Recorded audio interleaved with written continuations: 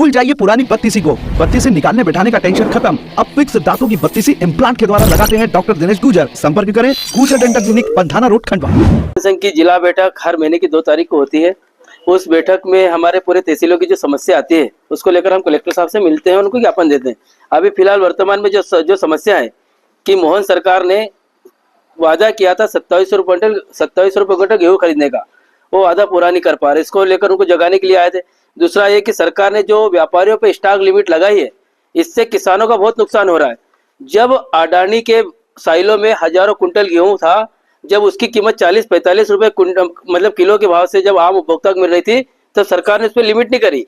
जब किसानों का यही गेहूं जब मंडी में आया है, जब लोगों को भी सस्ता उपलब्ध हो रहा है, तब जाकर आपको स्टॉक लिमिट लगाने की ऐसी कोई आवश्यकता नहीं थी। सरकार की नीति निर्धारण जो करने वाले लोग हैं, शायद मुझे लगता है कि वो गांजा पी कर ही बैठते हैं या तो कुछ नशा करके बैठते हैं। उनको यही नहीं पता रहता कि जब देश में किसी अन्न की कमी होती है तब स्टॉक लिमिट लगाई जाती है, ताकि कोई भी व्यापारी स्टॉक नहीं करे।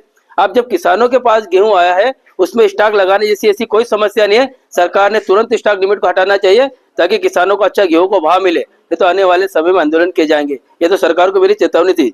दूसरी बात यह है कि जो सोसाइटियों का जो ऋण वसूली का जो इनका अभी चल रहा है, इसको जून किया जाए। जब आपकी तारीख तय नहीं हुई है खरीदी करने की, और आपने जिस प्रकार से किसानों को अभी ऋण भरने के लिए आप जिस प्रकार परेशान कर रहे हैं, ये बिल्कुल गलत निर्णय है। इसको जून एंड किया जाए तो फिर जुलाई किया जाए, तब किसान उसका ऋण भरेगा। किसी प्रकार की अगर कोई दबावदारी बनती है तो इसकी जवाबदार सरकार रहेगी। ऐसे कई मुद्दों को लेकर हम आए थे, जिसमें जैसे अभी उद्वहन सिंचाई का कार्य पूरे जिले में हो गया है। मूंग की सिंचाई मतलब मूंग बोना चाहता है किसान, लेकिन मूंग में पानी देने का मना कर रहे हैं, तो ऐसे में किसान का नुकसान है। मूंग के लिए पर्याप्त पानी की व्यवस्था बनाई जाए, उसको समय का शेड्यूल दिया जाए, किसी समय में आपको पानी दिया जाएगा ताकि किसान अपनी मूंग की बोनी कर ले। इन्होंने बोला है कि अगर कोई किसान अगर नरवाई जलाता है तो उस पर हम जुर्माना कर देंगे। मेरा सरकार से कहना है कि अभी तो बिजली विभाग के कई जगह तार जुड़ रहे हैं, जिसके कारण लोगों के गेहूं जल जाते हैं। अगर किसी किसान के खेत में अगर नरवाई में अगर बिजली विभाग के मतलब किसी कारण से अगर आग लगती है तो क्या उसकी भरपाई भी किसान करेगा? और जो कृषि यांत्रिकी है, इससे जो यंत्र है वो किसानों को कम से कम दाम में उपलब्ध करवाएंगे, तो किसानों को कोई मजा थोड़ी आता है खेत जलाने में।